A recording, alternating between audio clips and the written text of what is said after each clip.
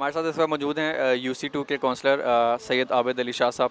हमसे बात करेंगे। इन्होंने इलाके में बहुत काम करवाए हैं और हर कोई इनकी तारीफ़ करता है इस इलाके में, क्योंकि काम बहुत बड़े नीयत और खलूस से इन्होंने इस इलाके में काम करवाए हैं। हमारे साथ इस वक्त मौजूद हैं सैयद आबिद अली शाह साहब। अस्सलाम वालेकुम। वालेकुम अस्सलाम जी। मेरा आपसे पहला सवाल ये है, खान साहब की जो हुकूमत जा रही है इस वक्त, क्योंकि आप ज़ाहिर है शेख रशीद साहब के हम सब सपोर्टर हैं और यहाँ के NA जो 62 है वो शेख रशीद साहब का। तो मैं ये पूछना चाहूँगा कि शेख रशीद साहब ने इस इलाके में कितने काम करवाए हैं और अब तक कितने फ़ंड्स जारी कर चुके हैं शेख? पहले तो बात यह है कि पिछले दौर से लेके अभी तक शेख साहब ने रावलपिंडी में कचहरी के पास एक यूनिवर्सिटी बनाई है। दूसरी यूनिवर्सिटी अनकरीबी टोकाला खान में तैयार हो रही है और 50 से ज़्यादा स्कूल और कॉलेज बनाए हैं। और अभी जो ये इस दौर में आए हैं, वज़ीर बने हैं रेलवे के, इसमें उन्होंने जितने पिंडी के कॉलेज हैं और स्कूल हैं, रत्ते के चाहे बाज़ारों के चाहे मरी रोड के, किसी जगह भी पिंडी के अंदर उनकी हदूद आती है। उन्होंने अभी उनको तकरीबन 60 करोड़ रुपए का फ़ंड जो है ना स्कूल और कॉलेजों को, जिसमें वकार कॉलेज शामिल है और जिसमें हशमत अली कॉलेज और इसमें जितने मलका कॉलेज आते हैं उसमें सब में उन्होंने किसी में 2 करोड़, किसी में 4 करोड़, किसी में 10 करोड़ दे के कमरे जो भी उसकी ज़रूरियात के मुताबिक, किसी की बाउंड्री वाल थी, किसी के कमरे थे, वो सब उन्होंने अभी काम कुछ मुकम्मल हो सके और कुछ रह गया और इंशाअल्लाह करीब ये काम भी मुकम्मल हो जाएगा। उसके अलावा पिंडी के अंदर उन्होंने अभी जो अब आए हैं उन्होंने 12 अदद ट्यूबवेल जो है ना नए पिंडी में अभी जो जिनका काम जारी है। उसके अलावा सड़कें और गलियाँ बेशुमार बन रही हैं। राजा बाज़ार, कश्मीरी बाज़ार और रत्ता रोड और बोकड़ा रोड, इसी तरह पीर विदाई के कुछ रोड हैं, बोरंग रोड है, डोगसू का रोड है। जितने भी रोड आप पिंडी में जितना भी काम हो रहा है वो आने 62 में सिर्फ़ और सिर्फ शेख रशीद अहमद साहब की ही वजह से हो रहा है।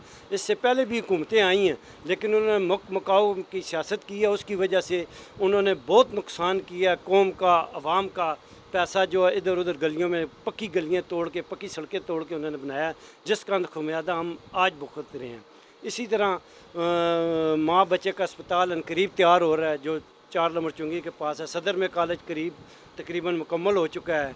उसके अलावा जो है ना लेह एक्सप्रेस जो है वो अनकरीब शुरू हो रहा है।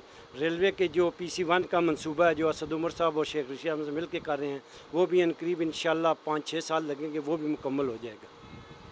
अच्छा, हम ये देख रहे थे जब हम आगे इंटरव्यू ले रहे थे तो हमने लोगों से पूछा था तो वो लोग ये कह रहे थे कि अगर शेख साहब अगली बार खड़े होंगे तो हम शेख साहब को वोट देंगे, हम खान साहब को वोट नहीं देंगे। तो ये क्या वजह है कि लोग शेख साहब से इतनी मोहब्बत करते हैं जबकि शेख साहब भी खान साहब की जो है वो खान साहब को सपोर्ट कर रहे होते हैं?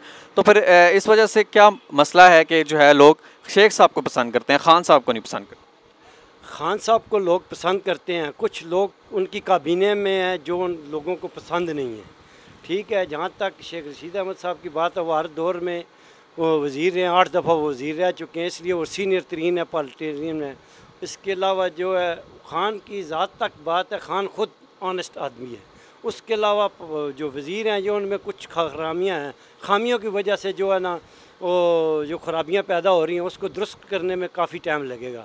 और कुछ हमारा फैक्ट जो है ना वो कोरोना की वजह से जो हमारा नुकसान हुआ लॉस, उसमें कम से कम उस लॉस को पूरा करने के लिए 10 साल चाहिए।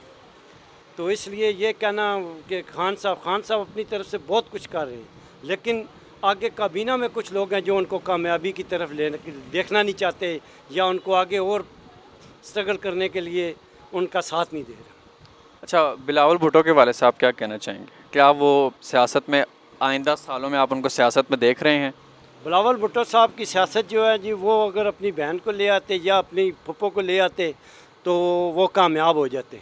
अभी इस सेटअप में जो है ना दूर दूर तक बिलावल भुट्टो का निशान नहीं नज़र आ रहा, क्योंकि उसकी वजह यह है कि मकाऊ की इनकी भी सियासत है नून के साथ, क्योंकि कभी वो इनके ऊपर हावी हो जाते हैं, कभी ये उनके ऊपर हावी हो जाते हैं। उसकी वजह से जो है ना ये कामयाबी की तरफ नहीं जा रहे हैं। जब ये अपनी वालदा की पार्टी पर जाके खड़े होंगे और हमें उम्मीद है कि इनके आगे कोई चांस निकल आए। नवाज शरीफ साहब वापस आएंगे?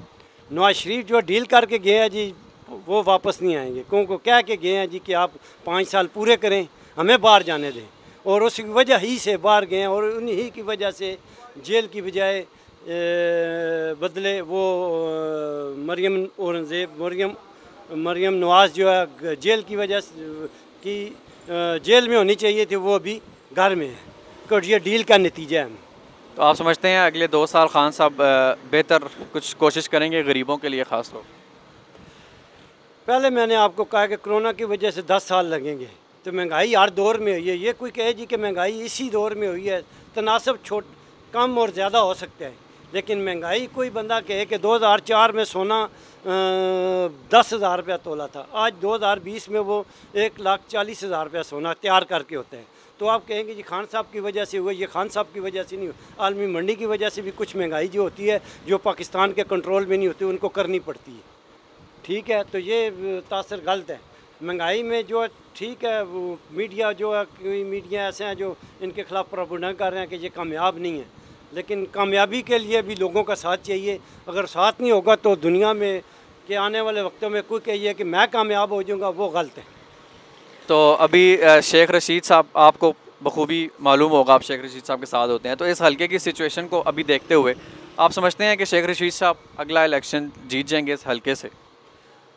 कई दफ़ा लोगों ने कहा कि जी इस दफ़ा शेख साहब को वोट नहीं देंगे, लेकिन वक्त आता है और वही लोग जो हैं जो कहते हैं कि जी हम इनको वोट कभी नहीं देंगे, अब आए तो इस तरह होगा इस तरह होगा, लेकिन वक्त आता है और इंशाल्लाह वो वोट देते हैं और शेख रशीद साहब कामयाब हो जाते हैं। अपने होस्ट अबू हुरैरा को दीजिए इजाज़त। आपसे मुलाकात होगी नए प्रोग्राम के साथ, तब तक के लिए इजाज़त दीजिए। अल्लाह हाफ़िज़।